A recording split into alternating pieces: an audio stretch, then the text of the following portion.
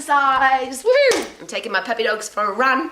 Is that the best way to get fit, strong, healthy, stay lean and energetic for the rest of your life? And have you ever asked that question? You personally, what's the best way for you to look after your human body so you stay healthy, fit, strong, lean, energetic and young for the rest of your life? Now, it's interesting because people will say exercise is good, but 9 out of 10 people in the world either don't want to exercise and they don't at all, or they're very inconsistent with their exercise, or even if they are exercising, they don't really like it. They just do it because they don't want to get fat or they don't want to get old fast. Or they're scared of their body getting old and fat fast, so it's not even a positive experience. So how can we make the process of being healthy, fit, strong and lean, we obviously want the outcome, but the process has become very complicated and very contradicting. There's so many arguments about how you should eat and how you should exercise. If you ask 10, 100, 500 personal trainers, gym instructors, gym owners, social media influencers, experts on the human body, how to eat and exercise, you'll probably get 100, 1,000 different answers, and they all often contradict. So how do you know? So me as a personal exercise coach all of my life and being involved with inspiring, motivating and wanting to educate people to be healthy, fit and strong, it's been the study of my life. So for me, it's all about keeping it as simple as possible, because the more complicated it gets, the more we've got an excuse, haven't we? So what's my target heart rate, and how many reps and sets should I do, and how many times a day should I eat, and what kind of protein should I put into my body, and should I eat carbohydrate, does it make me fat, and how many glasses of water should I drink, and how many steps should I do, and it all becomes very, very complicated. So what if it was this simple? First of all, you live in this body for the rest of your life, so why not learn how it works? And it actually works it's really easy to understand. The human body is designed to stay alive. It's designed to feel good, look good, be amazing, so that we can reproduce. That's the hormonal system. That's what it's responsible for. So the hormonal system then controls eating, drinking, sleeping, exercising, everything that you do, so that you can stay alive, so that you can feel fantastic and look fantastic, so that you can reproduce. It's pretty awesome. So how do you make sure that all of those systems work together to keep you healthy, fit, strong, lean, energetic for the rest of your life? And it's very, very simple. So why have we made it so complicated? I don't know. You've got to get fit. Your body's got to be fit. Every system in your body has got to work effectively, which is technically what fitness is. But the definition of fitness, how to measure your fitness, is that you have a low resting heart rate. And when you go as hard as you possibly can, so you go at 100% effort, which is the fight and flight system in the hormonal system, then you recover really quickly so that you can go again. So that's the ultimate way to test your fitness. What's your resting heart rate? And you want that to be as low as possible. And we used to talk about 60s and 70s beats per minute. But now the cardiologists, the really good cardiologists who are studying longevity and being healthy and feeling energetic for the rest of your life, they're suggesting more like 50s and 40s for resting heart rate. So then you go as hard as you possibly can in the phosphate system, which is the fight and flight system, which is only 10 seconds. Only 10 seconds. You go as hard as you possibly can. You don't have to measure that heart rate. You just say to somebody, go as hard as you possibly can.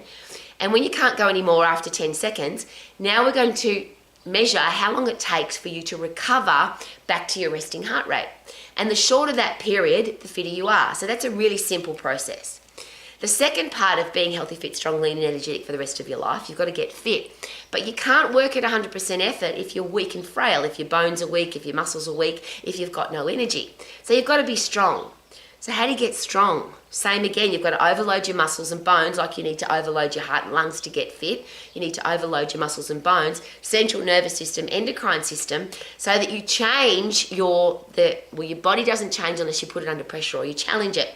So you've got to overload muscles, bones, ligaments, tendons, joints, heart, lungs, endocrine system, central nervous system, so they all get stronger so that you can live longer. It's pretty simple. So to get puffed and be fit, you've got to be strong. How do you get strong? You've got to overload every single muscle, ligament, tendon, joint and bone in your body, and it's got to keep getting stronger, because if you don't do anything, you get weaker. Now that same system applies. It's a 10-second phosphate system. Lift something as heavy as you possibly can that uses as many muscles at the same time as you possibly can in the upright position, because the human body has never been designed to kneel down, sit down, lie down. The only time we're meant to lie down is when we're sleeping. So that process is really simple. So if you lift something heavy that uses as many muscles as possible, and that's really technically only one exercise, maybe 2 or 3, because the movement patterns in your body are to push, to pull, and to lift something up off the ground. So you're using all of your body. So that's another 10-second process. So now you get fit and you get strong. You can't get fit without being strong. But here's the really important one. It's got to fit in with your lifestyle. Your lifestyle, not the social media influencers' lifestyle, not the elite athlete's lifestyle, not the movie star's lifestyle, because they're getting paid millions of dollars to look that way. What's going to fit in with your lifestyle? So if you are an exercise professional, if you're a personal trainer, if you're a social media influencer that talks about being healthy, fit and strong, it doesn't matter what you do, does it? What about the person you're talking to? What's going to fit in with their lifestyle? How much time did they have? Now, the beautiful thing about the phosphate system and getting puff for 10 seconds and lifting heavy for 10 seconds, that could fit in with everybody's lifestyle. Now, the beautiful part to that, though, is if you're really fit and really strong, can you go walking in the mountains for hours and hours? Yes. Could you go on a very long bike ride for hours and hours? Yes. Could you ski all day in the mountains? Yes. Could you run your dogs every day like I do? Yes. And when I run my dogs, it's more like a meditation. Yes, I'm running, and yes, I'm technically not getting puffed because I'm really fit. So when I run with my dogs, I don't get puffed. I just enjoy the experience because I'm with my dogs. I'm in the fresh air and sunshine. I can go and do all the things that I want to do because I'm fit and strong. How do you get fit and strong? You got to get puffed to get fit, overload your heart and lungs. You've got to get or lift as heavy as you possibly can to have strong muscles and bones so that you can get puffed. And then everything else has got to fit in with your lifestyle. And I'll share again, if it's only 10 seconds of puffing and it's only 10 seconds of lifting, is it possible that'll fit into your lifestyle? And the reason I share that is the further we get away from zero, the less likely people are to do anything.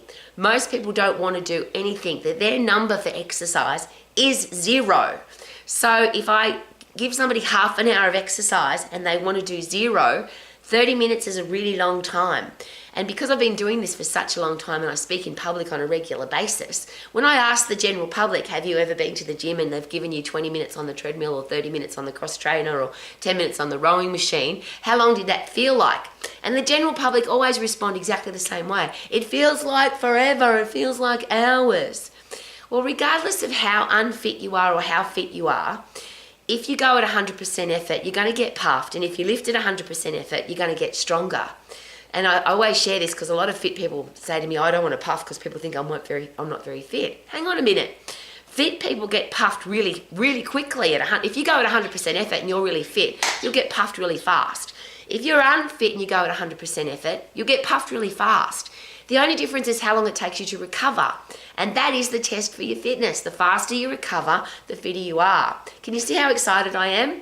I'm an old lady who can run, bike, hike, run my dogs, work in the garden for hours and hours, lift heavy things in the garden, rocks and logs and wheelbarrows full of sand. Now, of course, you don't need to live like me.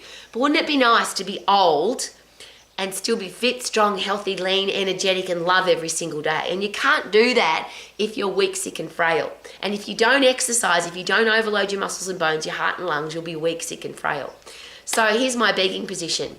If you are responsible in any way, shape, or form, so parent, teacher, coach, personal trainer, gym owner, social media influencer, nutritionist, naturopath, whatever it is, that if you've got people asking you about how to get fit and strong, shouldn't the answer be in the shortest, easiest, most simple way possible, not the hardest, most complicated way? And if you start arguing about whether you should have a heart rate of 120 or 140, or you should be at zone 2, or you should be going at 100%, or there's a whole heap of argument. But here's what you can't argue. The body responds to overload. The harder you go, and you can't go for long when you go hard, and I share this constantly. You can go for a long time at low intensity, or you can go very hard for a very short period of time at high intensity, but you can't go long and hard. So how about choose short and hard? Doesn't matter how fit or unfit you are, doesn't matter how strong or weak you are, you can exercise there because only a short period of time. And the 3 things that I always share: exercise short, so it doesn't take very long and there's no excuse for not having time to exercise. It's got to get quick results, so short and quick. It's got to be safe so you don't get injured, and it's got to be effective so you stay motivated. So if it doesn't work, there's no motivation. If your exercise is not working for you, and the 4 questions that I always ask, are you full of energy all day long every day?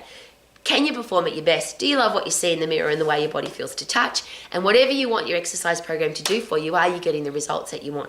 And if the answer is no, what a silly exercise program. So if it's too long, if it's boring, if it's unsafe and you get injured, because of course if you're injured you can't do anything, why would you do such a thing? Please keep it simple. We've got kids now who are fat, sick, weak and diseased, and they've got old people's diseases, osteoporosis, type 2 diabetes, depression, obesity in children now. It's just wrong. I don't want that for our kids. How about you? So let's live the example of healthy, fit and strong so that we live it, people can see that it's possible, and that our kids can see that it's possible. Because I want to live my life to the max every single day. How about you? Super duper doo. I'm taking my puppies for a run. Let's go, kids. Woo!